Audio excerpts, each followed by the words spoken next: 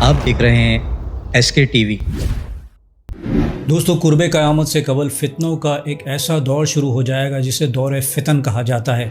ہر طرف ہر روز ایسے فتنے جنم لے رہے ہوں گے کہ ایک فتنہ ابھی ختم نہ ہوگا تو دوسرا فتنہ اٹھ کھڑا ہوگا، اور ان فتنوں کے دور میں بھی ایک ایسا زمانہ آئے گا جسے نبی کریم صلی اللہ علیہ وآلہ وسلم نے فتنہ دہیمہ کا نام دیا ہے، اور دہیمہ کے لغوی معنی انتہائی تاریخ اور سیاہ فتنے کے ہیں۔ گویا یہ ایسا سیاہ زمانہ ہوگا کہ جس زمانے میں سے ہم آج گزر رہے ہیں، اور یہی وہ زمانہ ہوگا کہ جس زمانے میں اللہ سبحانہ وتعالی کے خلیفہ حضرت امام مہدی علیہ السلام کا ظہور ہونا ہے۔ حضرت ابو سعید خدری رضی اللہ تعالیٰ عنہ سے روایت ہے کہ رسول کریم صلی اللہ علیہ وآلہ وسلم نے ارشاد فرمایا کہ میرے بعد فتنے آئیں گے، اس میں سے ایک فتنہ احلاس ہوگا، اس میں بھاگنے اور جنگوں کا فتنہ ہوگا، پھر اس کے بعد اس سے شدید فتنے ہوں گے، اور ان کے بعد ایسا فتنہ آئے گا جب کہا جائے گا کہ وہ فتنہ تھم گیا، وہ پھر بھڑک اٹھے گا، یہاں تک کہ اس سے کوئی گھر نہ بچ سکے گا جس میں یہ فتنہ داخل نہ ہو، اور کوئی مسلمان اس فتنے سے نہ بچ سکے گا مگر وہ فتنہ اسے چھو لے گا اور اسے توڑ دے گا، یہاں تک کہ میرے خاندان سے ایک آدمی نکلے گا، یعنی حضرت امام مہدی علیہ السلام۔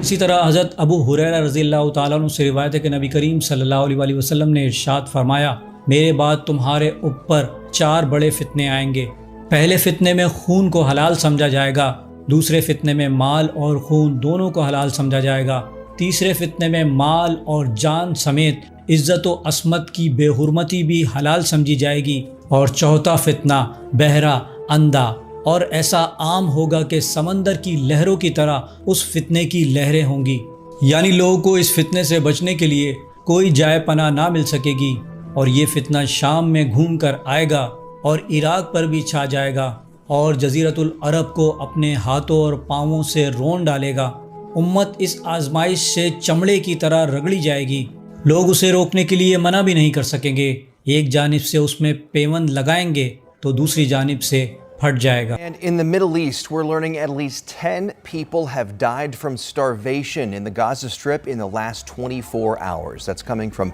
officials within the Palestinian Health Ministry. They say the death toll and malnutrition is rising at an alarming rate. They say the numbers are a cry for help, urging the world to act before it's too late. It comes as a coalition of more than 100 humanitarian organizations call on Israel to end its blockade of Gaza. They say they're running out of ways to help.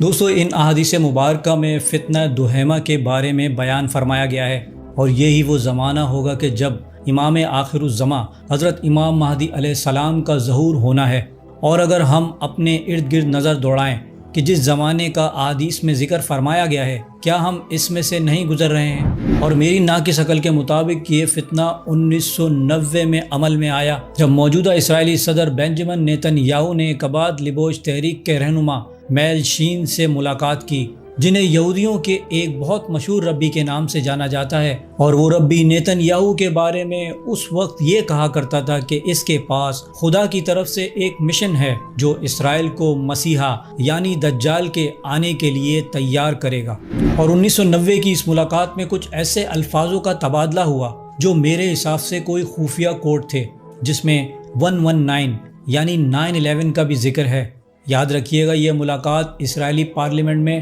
18 نومبر 1990 کو ہوئی تھی، اور اس ملاقات میں Nitin Yahoo اس ربی سے سوال کرتا ہے کہ ہمارا مسیحا ابھی تک کیوں نہیں آیا۔ اس ربی نے کہا کہ ہمیں فوری طور پر وہ اقدامات اٹھانے کی ضرورت ہے کہ جس کے بعد ہی ہمارا مسیحا یعنی دجال اس دنیا میں آ سکے گا۔